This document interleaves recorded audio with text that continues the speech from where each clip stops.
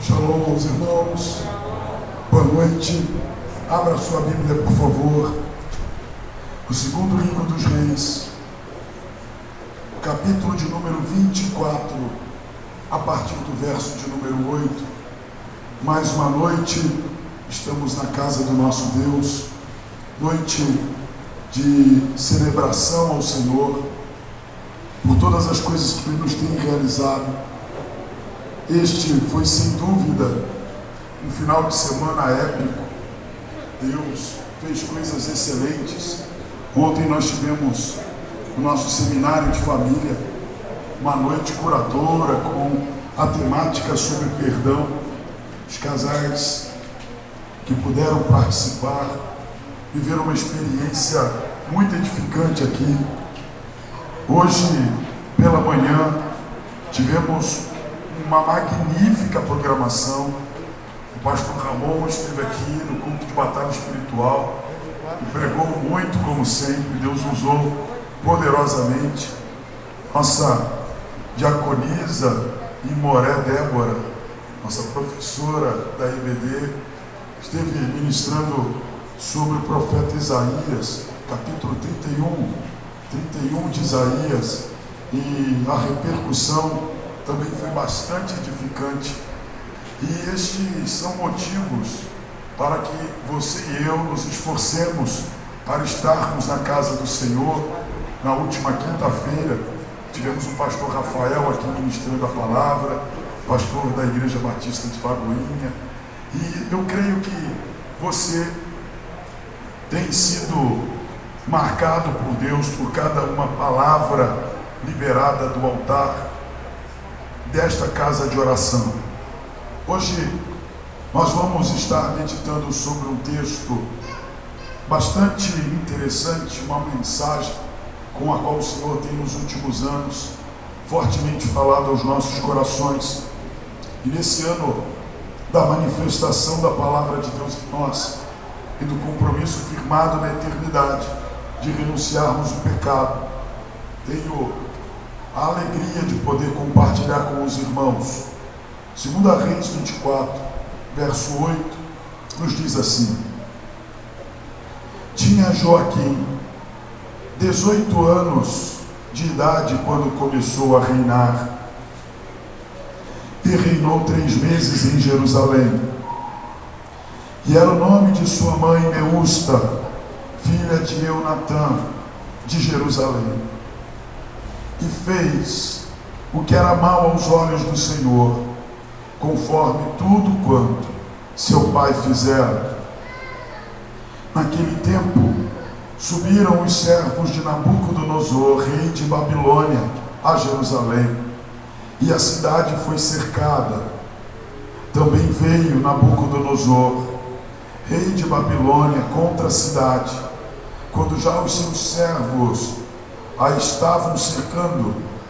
Então saiu Joaquim, rei de Judá, ao rei de Babilônia e sua mãe, e seus servos, e seus príncipes, e seus eunucos, e o rei de Babilônia o levou preso no ano oitavo de seu reinado, e tirou dali todos os tesouros da casa do Senhor e os tesouros da casa do rei, e fendeu todos os utensílios de ouro que fizera Salomão, rei de Israel, e o templo do Senhor, como o Senhor tinha dito, e transportou a toda a Jerusalém, como também todos os príncipes e todos os homens valorosos, 10.000 presos, e todos os carpinteiros e ferreiros.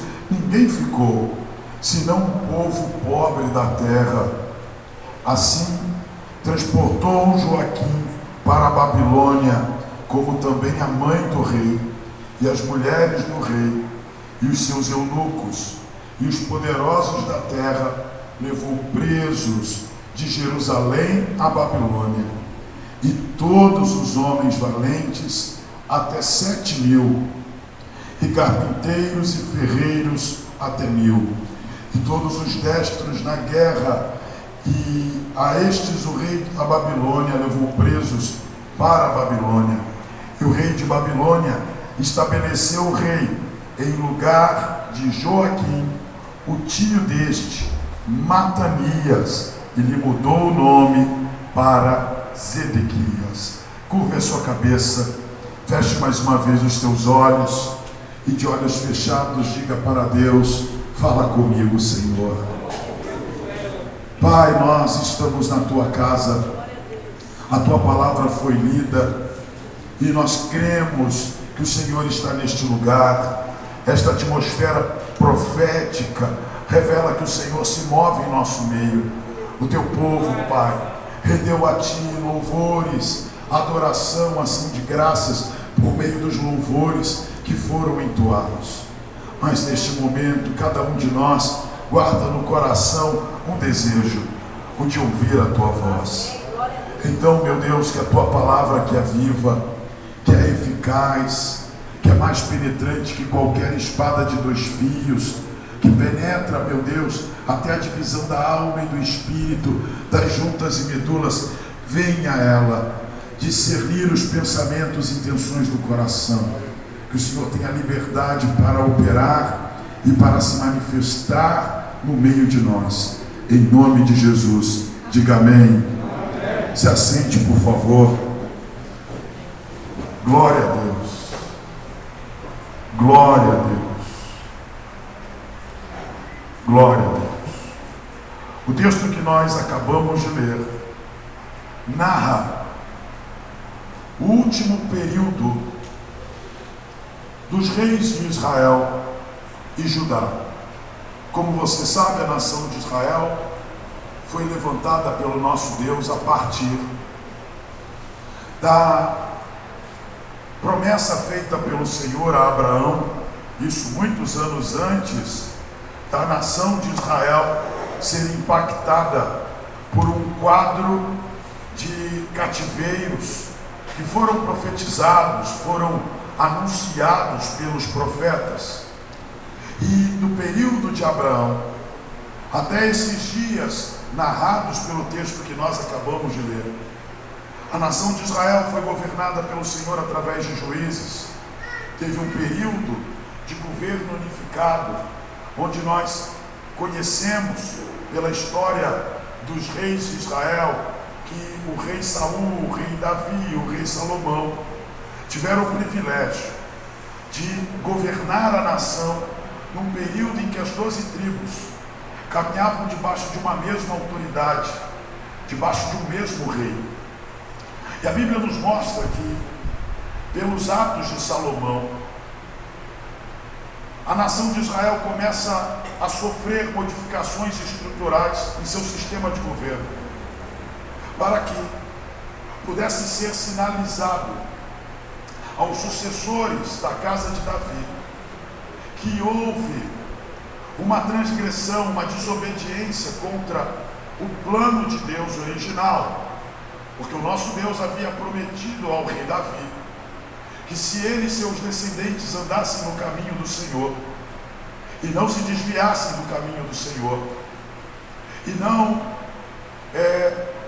comunicassem com as obras das nações em redor, o Senhor nosso Deus lhe confirmaria o trono e não permitiria que faltasse descendente que se assentasse sobre o trono.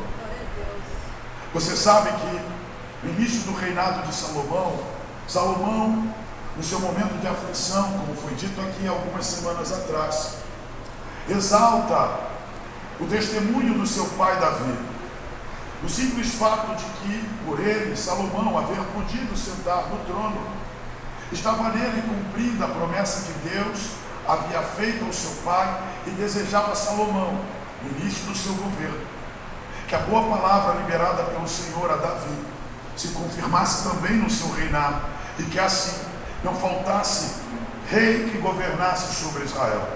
Mas Salomão se desviou e a Bíblia nos mostra que por causa do desvio de Salomão, que não terminou os seus dias como eles foram começados, o Senhor rasgou o seu reino. Isso significou a nação de Israel sendo dividida em 2 nações. uma nação ao norte, composta por 10 tribos, uma nação ao sul, composta por outras 2 tribos. E a Bíblia nos mostra que, assim, a antiga Israel passa a ser representada por Efraim e Judá. A Bíblia nos mostra que a nação do norte, Efraim, já nasce, já surge sob a influência de maus desígnios que subiram ao coração do rei na ocasião, o rei Jeroboão, porque ele governava 10 tribos, a maioria do povo de Israel. Porém, o lugar da adoração continuava sendo em Jerusalém, e Jerusalém era uma cidade de Judá, ao sul. E a Bíblia conta que o rei Jeroboão, para evitar que os israelitas do norte descessem para adorar a Deus, e assim, por conta do lugar da adoração, por conta das manifestações do Senhor, eles desejassem mudar de nação, mudar de território, a Bíblia conta que ele faz a fundição de 2 bezerros de ouro e estabelece como entidades, como ídolos, e ele ensina todo o norte a adorar essas entidades. E a Bíblia conta que ele fez Israel se desviar do Senhor. Enquanto isso, ao sul, a nação de Israel, a nação de Judá, interagia com Deus, com governos que variavam entre servir e não ao Senhor. E aí a Bíblia nos apresenta 2 expressões bastante interessantes, porque os reis são, no registro dos reis de Israel e também no registro das crônicas, classificados entre reis que fizeram o que era reto aos olhos do Senhor, revelando que estes reis andaram em justiça.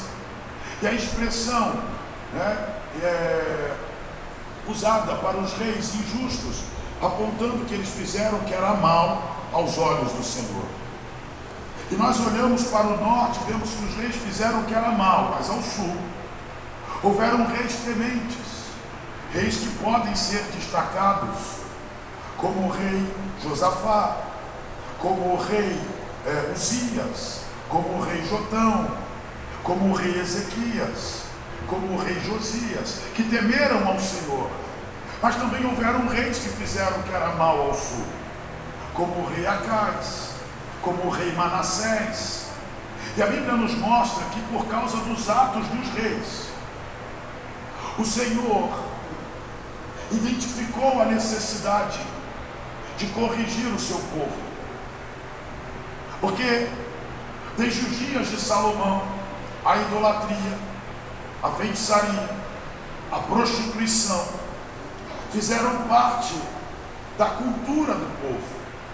E mesmo que houvesse a lei do Senhor, e sacerdotes que a ensinassem, e profetas que profetizassem em nome de Deus, havia entre eles aqueles que haviam perdido o temor, que não andavam nos estatutos, nos preceitos, nos juízos de Deus, e que por essa razão se curvavam diante dos deuses das nações em redor. A Bíblia chega a narrar que o povo se afeiçoou com as nações estrangeiras e reproduziu o seu comportamento, o seu modo operante. E o interessante é que desde os dias de Moisés, isso está narrado no livro de Números, em especial no livro de Deuteronômio, o Senhor havia estabelecido um limite para a interação, para o convívio da nação de Israel com os povos em redor. Que eles não os imitassem, que eles não reproduzissem o seu culto aos ídolos, que eles não andassem no paganismo, na idolatria.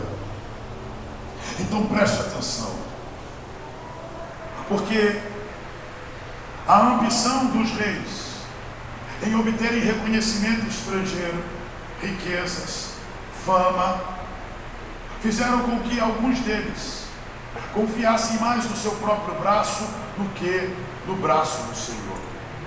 Nós estamos no domingo pela manhã estudando o livro de Isaías.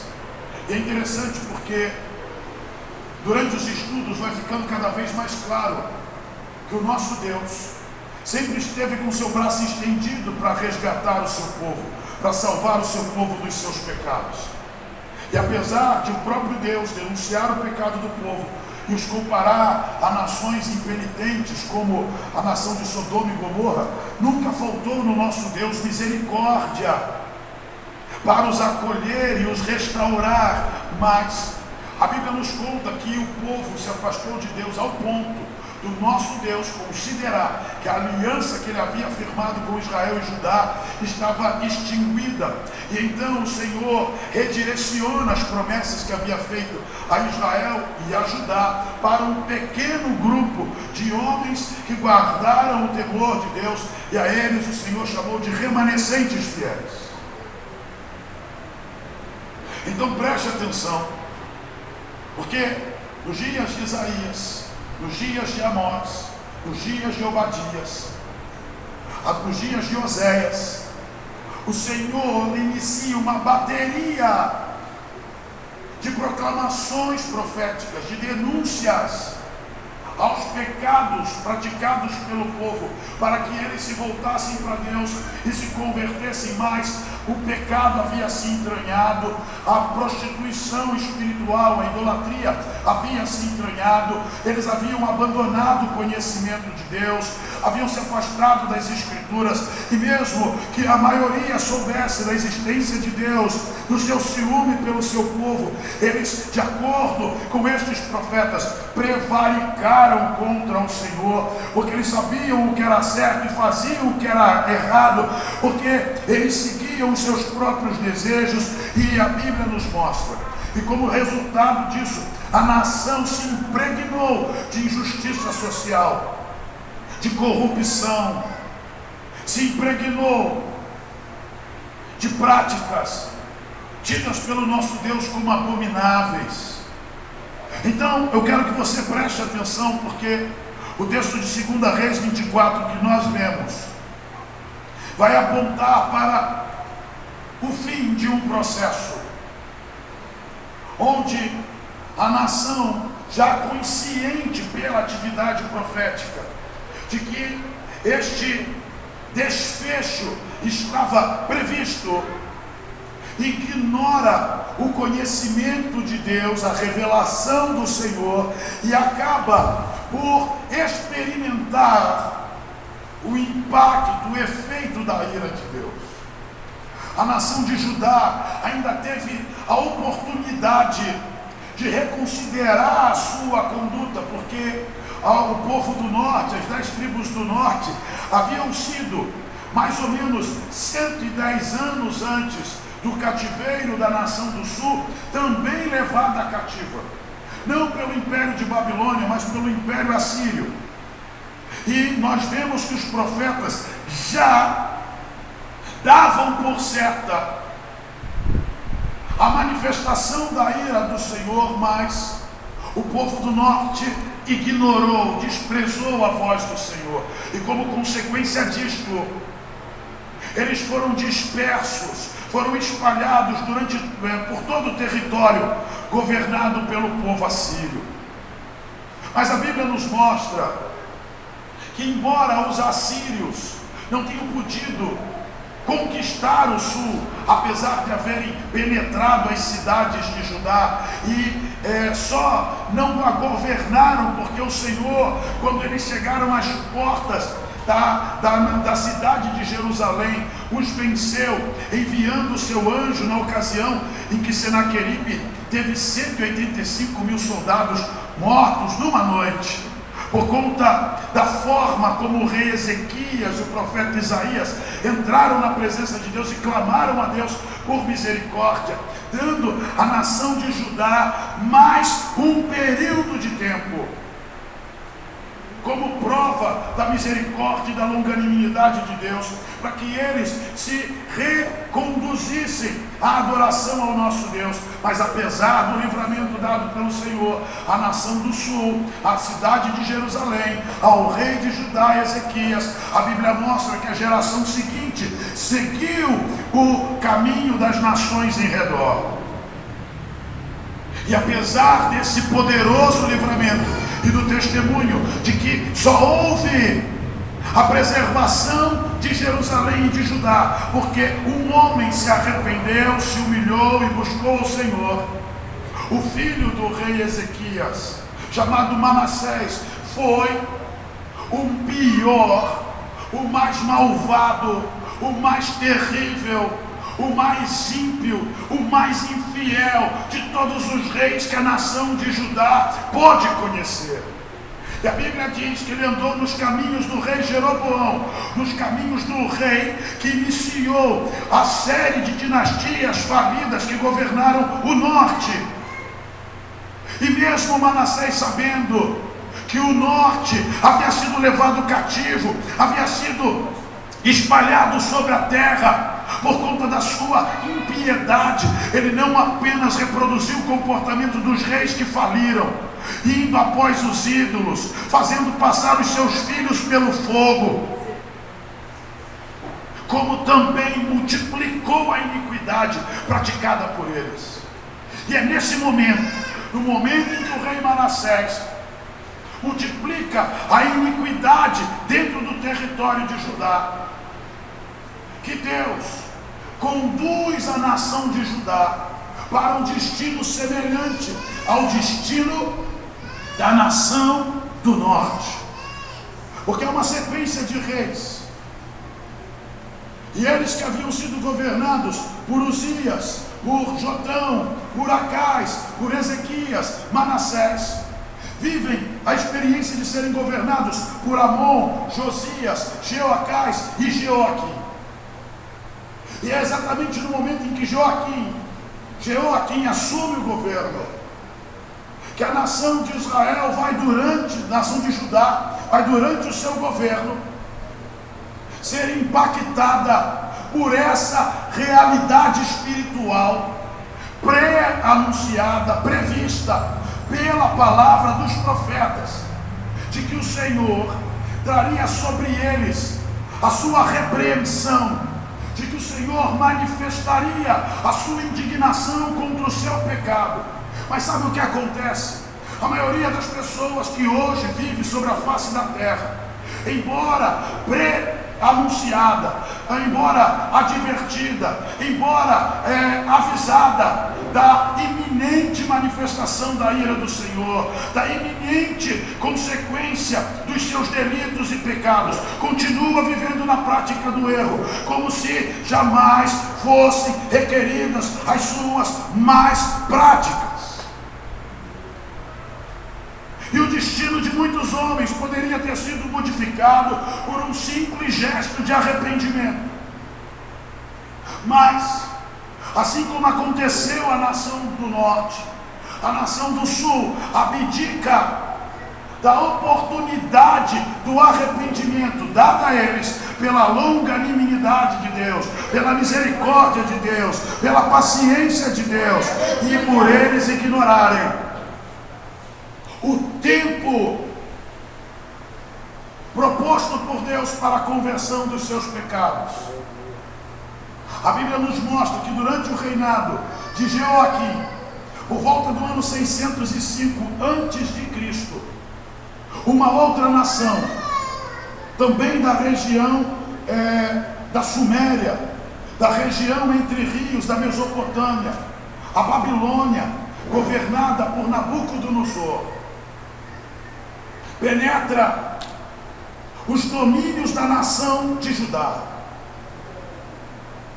promovem uma invasão, e nessa invasão os exércitos de Nabucodonosor rompem com toda a estrutura, com toda a realidade, com toda a expectativa, com todo o planejamento de vida que os filhos de Judá tinham naqueles dias. Judá era uma nação soberana. Repita comigo, soberana. Diga, independente. Ela estava posicionada estrategicamente dentro da antiga região de Canaã. Eles estavam no centro da rota comercial entre o Egito e a Fenícia, a Síria, a região da Babilônia, a Caldeia. E a Bíblia nos mostra que eles, posicionados estrategicamente, tinham tudo para conseguir, para seguir prosperando, expandindo o seu comércio. Eles tinham tudo para seguir sendo uma nação relevante entre as demais nações da terra. E é interessante que, apesar do seu papel estratégico, a Bíblia nos mostra que os reis não preservaram no seu coração nenhum tipo de gratidão, nenhum tipo de louvor a Deus.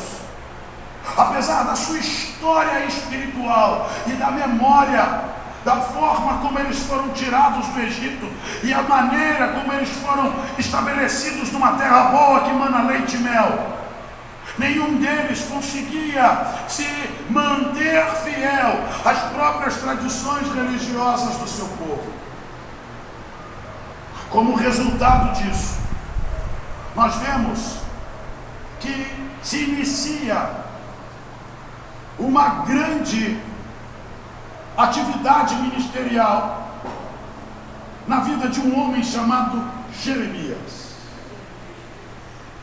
E o profeta Jeremias, nos dias de Jeoaquim, já era um importante, um relevante profeta na nação. E ele profetizava com veemência a respeito de um iminente cativeiro. No capítulo de número 25 de Jeremias, abra aí comigo a sua Bíblia. Em Jeremias, capítulo de número 25, o profeta está a par do comportamento do povo. Ele está a par do cenário espiritual aqui descrito. E Deus o está inspirando a anunciar coisas que brevemente haveriam de acontecer. Veja que a palavra profética tinha como objetivo despertar o povo. E a Bíblia nos mostra que ele está profetizando no ano 4 de Jeoaquim, filho de Josias, rei de Judá, que é o primeiro ano de Nabucodonosor, rei de Babilônia. Veja que quando Nabucodonosor sobe ao trono, o profeta está ativo. O rei de Israel, Jeoaquim, está sentado sobre o trono. O que o rei de Israel do seu trono não consegue enxergar, ele não consegue enxergar que o rei caldeu, que subiu ao trono no ano 4 do seu reinado, haveria de se tornar uma grande ameaça à soberania de sua nação. Mas apesar do rei não conseguir enxergar isso, diga para o seu irmão: o nosso Deus já tinha a visão dos acontecimentos futuros. E a visão dos acontecimentos futuros são comunicadas, reveladas ao rei e ao povo, através do ministério de Jeremias. E aqui, a partir do verso de número 2, o texto vai dizer assim: a qual anunciou o profeta Jeremias a todo o povo de Judá e a todos os habitantes de Jerusalém, dizendo: desde o ano 13 de Josias, filho de Amon, rei de Judá, até este dia, que é o ano 23, veio a mim a palavra do Senhor, e vou-la anunciei a vós, madrugando e falando. Preste atenção nisso. Mas vós não escutastes. Você está percebendo esse detalhe? Então repita comigo: mas vós, numa só voz, mas vós não escutastes. Então veja que do ano 13 do reinado de Josias até o ano 23 do reinado de Josias se passaram 10 anos. E durante 10 anos, Jeremias esteve falando, madrugando, acordando cedo, e durante todo o dia ele repetia que a nação precisava se arrepender, se converter, se voltar para Deus, abandonar as suas más práticas e retomar a integridade espiritual, a santificação, a adoração, o culto exclusivo a Deus. Mas ele diz aqui que apesar dele anunciar isso veementemente, o povo não escutou. Repita comigo: mas vós não escutastes. Verso 4: também vos enviou o Senhor todos os seus servos, os profetas, e os outros profetas, como eu destaquei aqui desde os dias de Isaías, Oséias, Miqueias, Amós. Todos esses profetas profetizaram, mas não foram escutados, não foram ouvidos. E olha só, ele diz que esses profetas também, madrugando e enviando-os, mas não os escutaram, nem inclinaram os ouvidos para ouvir. Repita comigo: não inclinaram os ouvidos para os ouvir. Então veja que os profetas foram instrumentos para que o povo tomasse conhecimento e, com a ciência das consequências dos seus atos, tivessem tempo de se humilhar diante do Senhor, de se converter completamente ao Senhor, e o Senhor, pelo arrependimento, viesse a corrigir o curso, dar a eles livramentos, como aconteceu, livramento nos dias do rei Ezequias, quando Senaqueribe chegou às portas, aos muros da nação de Judá, na cidade de Jerusalém, e o Senhor o deteve. Eles tinham exemplos, eles tinham memória recente da misericórdia de Deus, do cuidado de Deus, mas eles se esqueceram do Senhor e não ouviram os seus profetas. O profeta Jeremias segue dizendo no verso de número 5: convertei-vos agora, e cada um de vós se converta do seu mau caminho, das suas ações, e habitai na terra que o Senhor vos deu, e a vossos pais de séculos em séculos, de século em século, e não andeis após os deuses alheios para os servirdes, para vos inclinardes diante deles, nem me provoqueis a ira com a obra das vossas mãos, para que não vos faça mal. Todavia não me destes ouvidos, diz o Senhor, mas me provocastes a ira com a obra das vossas mãos.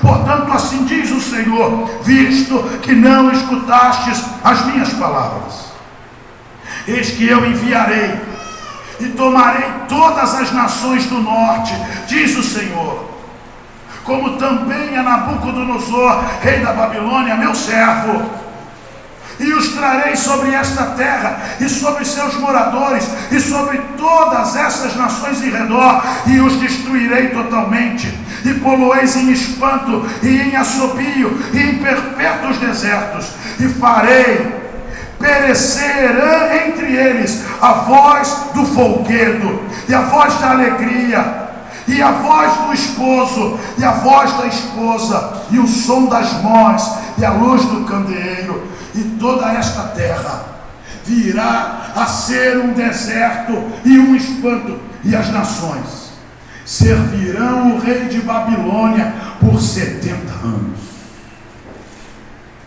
Preste atenção nisso. O Senhor usou Jeremias para dizer a eles: eu vos avisei, eu anunciei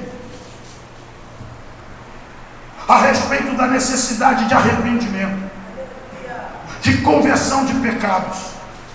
Eu anunciei, eu disse para vocês não se renderem diante dos deuses estranhos, dos ídolos. Você sabe que cada entidade tem uma característica, uma influência, um tipo de regência. E eles se curvaram diante de deuses que se caracterizavam pela sensualidade, deuses que se caracterizavam pela violência, pela luxúria. E ao servir esses deuses, só para você entender a gravidade do pecado, eles apanhavam todo o fruto da terra. Você lembra que a terra de Israel era chamada terra boa, que mana leite e mel? Você lembra que o Senhor repartiu a terra entre as tribos e a chamou de herança do Senhor, de uma bênção espiritual? Quem lembra disso? Então, era dessa terra que o Senhor esperava que os filhos de Israel trouxessem para Deus a oferta de manjar, a oferta de libação, os holocaustos, as ofertas expiatórias, que eles apresentassem ao Senhor as libações. Era dessa terra que o Senhor esperava que eles produzissem adoração, louvor. Quem está entendendo isso? Mas quando eles se desviavam, eles apanhavam o fruto da terra que Deus deu a eles, o lugar que Deus prometeu aos seus pais, e tudo que a terra produzia, eles levavam para os deuses estranhos. As ofertas, os dízimos, eles abandonaram a liturgia do templo, as festas que eram dedicadas ao Senhor. E tudo isso por quê? Porque eles desejavam ser como os povos estranhos. Por isso o Senhor disse a eles: todavia não me destes ouvidos, mas me provocastes a ira. Eu quero que você preste atenção nisso, porque este cenário nos adverte a respeito da necessidade de nós fazermos uma revisão da nossa própria conduta, uma autocrítica espiritual, uma averiguação da maneira como pensamos, como falamos e como agimos, de qual tem sido o destino do trabalho, da obra das nossas mãos, porque a obra das mãos de muitos tem produzido ira no nosso Deus, porque os seus atos não glorificam a Deus, mas o indignam. E o Senhor plantou Israel na terra que Ele prometeu, para que Ele tivesse em Israel um povo que o adorasse exclusivamente, um povo que o honrasse, um povo que o servisse, um povo que o glorificasse, um povo que fosse entre as nações um exemplo, uma referência da diferença entre o que serve a Deus e o que não serve. Mas eles escolheram não dar ouvidos à voz do Senhor, preferiram não se converter do seu mau caminho. E como você viu, e o profeta Jeremias começa a denunciar que aquele rei chamado Nabucodonosor, que subiu ao trono de Babilônia no quarto ano do reinado de Jeoaquim, que esse rei haveria de vir com as nações do norte, ou seja, ele seria o líder de uma grande aliança, porque ele foi subjugando os povos, e os povos que ele subjugou se alinhavam a ele com seus exércitos para conquistar novas terras e assim viabilizar o Império Babilônico. Então, conforme Jeremias profetizou, do norte veio Nabucodonosor com muitas nações para pelejar. E a Bíblia narra para nós que a peleja provocaria um cativeiro, um tempo de escravidão, de servidão, de 70 anos. Repita comigo, 70 anos. Diga 70 anos. Diga 70 anos. De acordo com Salmos 90, verso 10, 70 anos é o tempo de vida de uma geração. O que Deus fez com eles, por causa da sua falta de arrependimento, da dureza de seus corações, o Senhor condenou uma geração. A geração desobediente foi levada cativa por Nabucodonosor para a terra do Egito, para a terra de Babilônia, melhor dizendo. E a Bíblia nos mostra que eles, levados para a Babilônia, viveram o terror de serem escravos. Para você entender o peso da escravidão, é importante compreender os benefícios da liberdade, da soberania. Uma nação soberana tem um povo livre. Um povo livre tem direito à propriedade, tem direito ao trabalho, a riquezas, tem direito a sonhos. Amém? E assim era a nação antes do cativeiro, uma nação livre. Os homens e mulheres que viviam dentro das fronteiras de Judá eram chefes de família, eram donos de terra, eram donos de gado, eram comerciantes, eram pescadores, eram pessoas livres, que viviam sob um governo ímpio, corrupto, que perdeu o temor de Deus, mas eles sonhavam, eles tinham planos, eles desejavam produzir riquezas, deixar herança para os seus filhos, eles desejavam que seus filhos se casassem, tivessem filhos. Vocês estão compreendendo isso? Mas eles dormiram livres e acordaram sitiados, cercados, porque a Babilônia avançou com suas tropas, com suas linhas, com sua infantaria, e foi gradualmente reduzindo o território livre. Os que eram alcançados eram presos, e a Bíblia narra que houveram 3 ondas de deportação. A deportação era a prisão, seguida de seleção, e depois de selecionados eles eram enviados para outros territórios, a princípio para campos de concentração, de onde eles eram dirigidos de acordo com a necessidade do Império de Babilônia. E Nabucodonosor foi o rei que levou cativo, na primeira leva de cativos, os jovens, os nobres, os intelectuais de Judá, e entre eles estavam personagens como Daniel, Misael, Ananias, Azarias, que foram levados para a Babilônia. Daniel narra no capítulo 1 do seu livro a sua impressão do Império de Babilônia.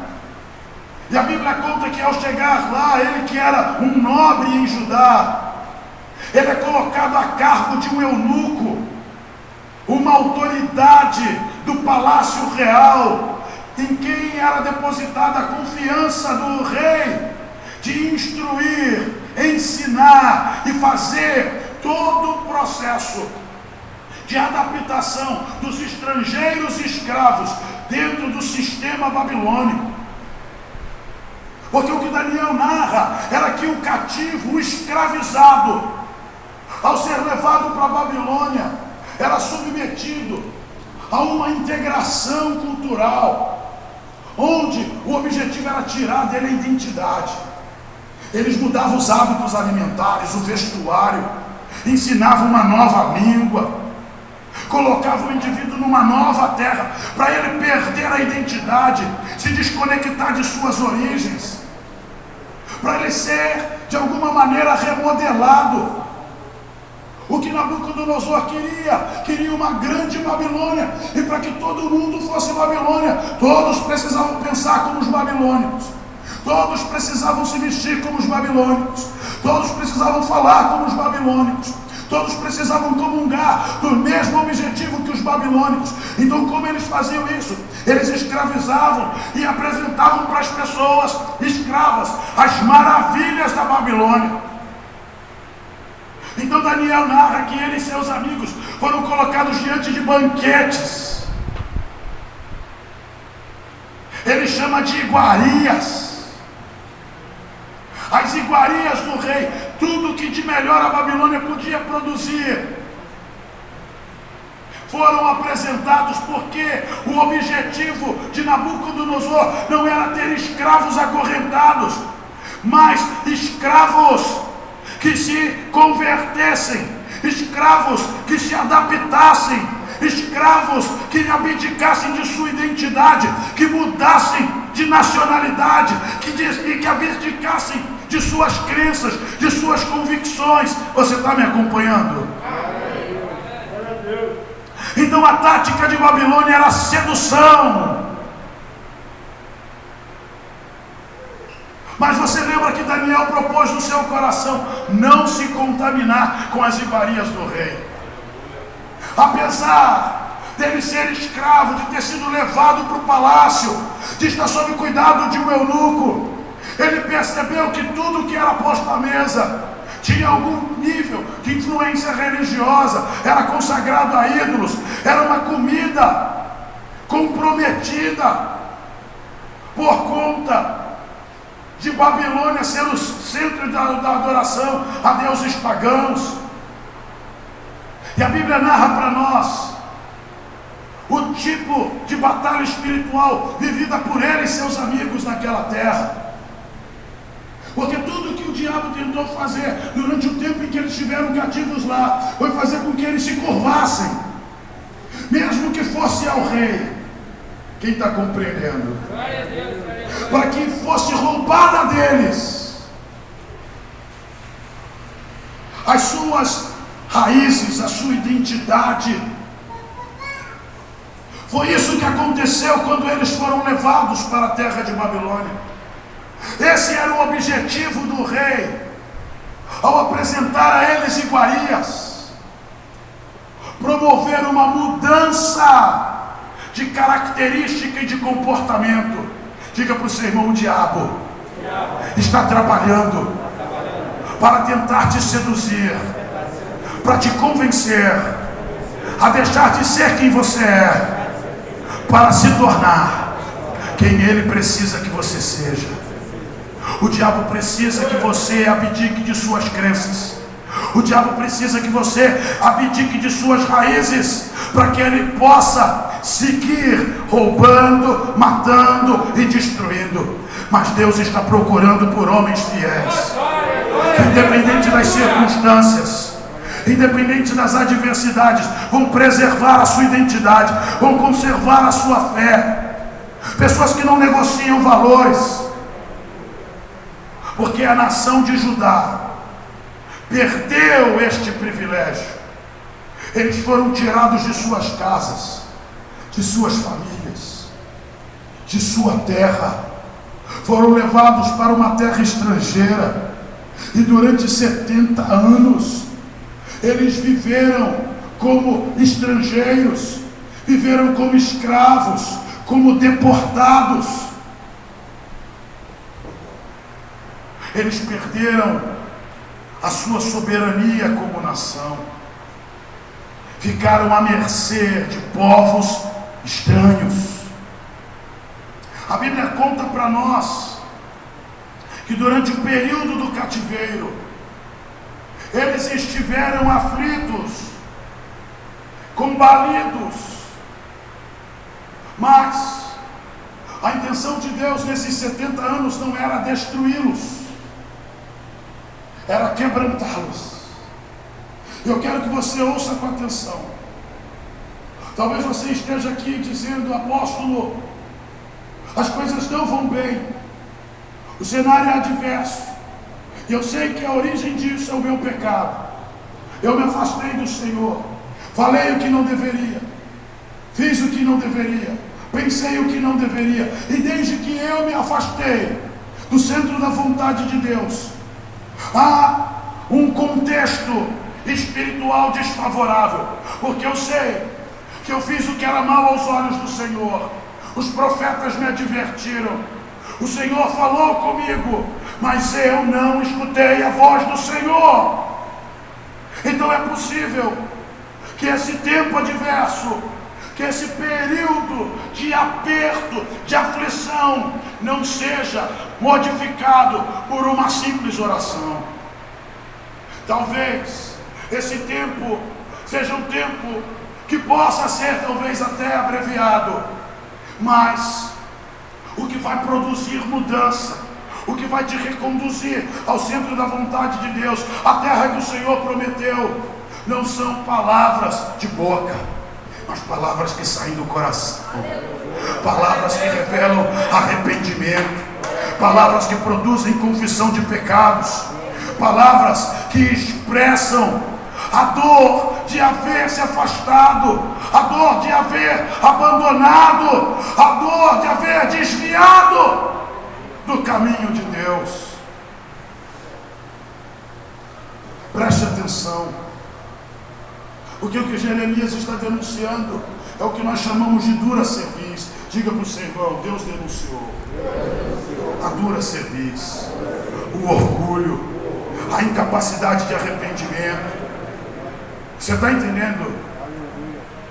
A resistência em admitir os próprios erros.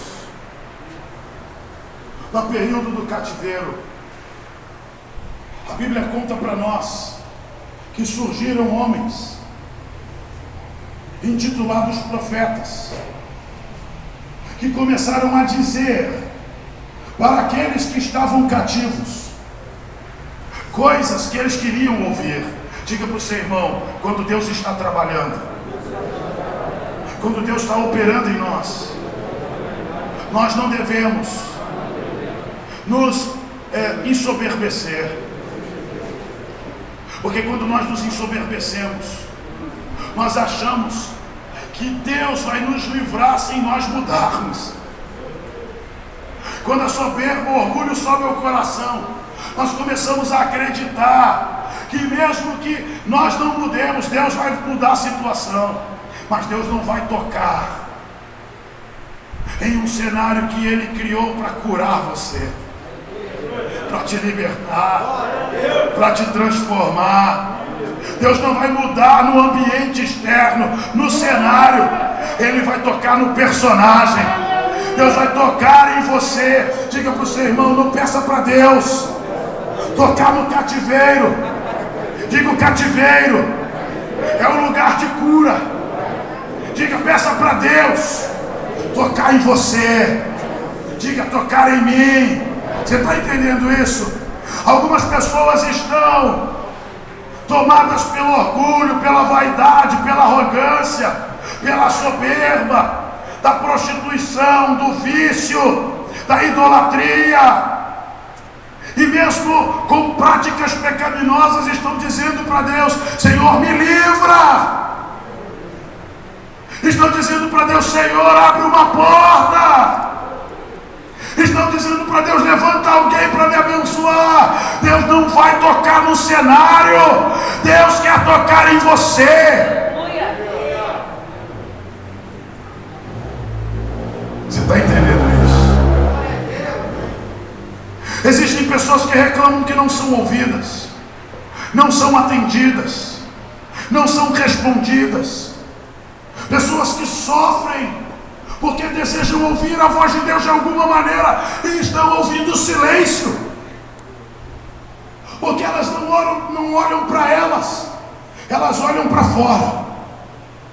E Deus avisou a eles: se vocês não se converterem, se vocês não se arrependerem, eu vou enviar o rei do norte, eu vou enviar as nações do norte, eu vou acender a minha ira. Mas Deus não foi ouvido. Alguns estão torcendo para Deus se arrepender. Diga para o seu irmão: o nosso Deus não é homem para mentir, nem filho do homem para se arrepender. Diga: o nosso Deus vela pela palavra dele para cumprir. Diga: o nosso Deus corrige aquele a quem ele ama. Diga: nosso Deus não vai parar de corrigir, porque o amor dele exige que ele te ame. O amor de Deus não exige que nos poupe. O amor dele o exige que nos salve. E só existe uma coisa que pode impedir Deus de nos salvar: nós mesmos.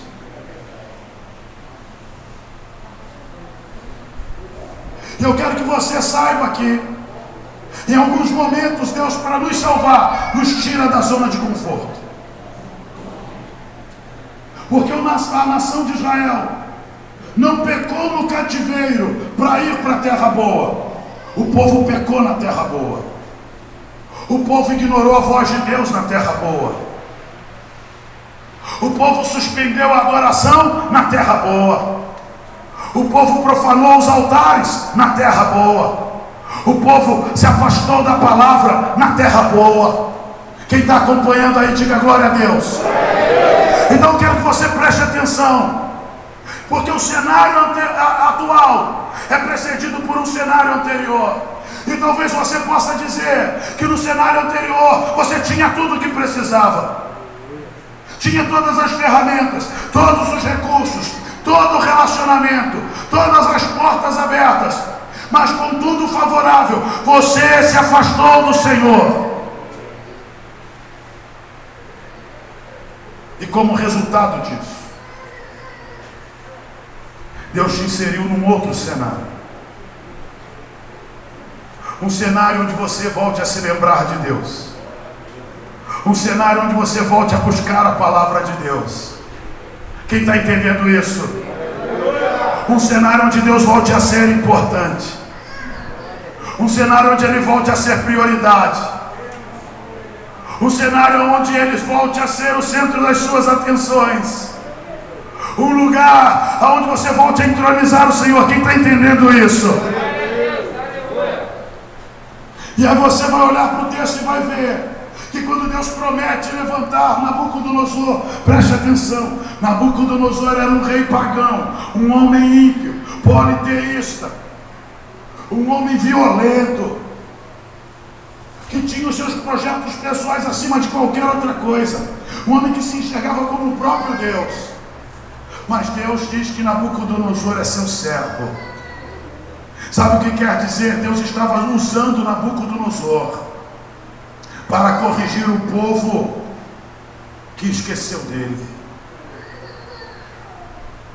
Diga para o seu irmão: Deus vai usar circunstâncias e pessoas, se necessário for, para te reconduzir ao centro da sua vontade.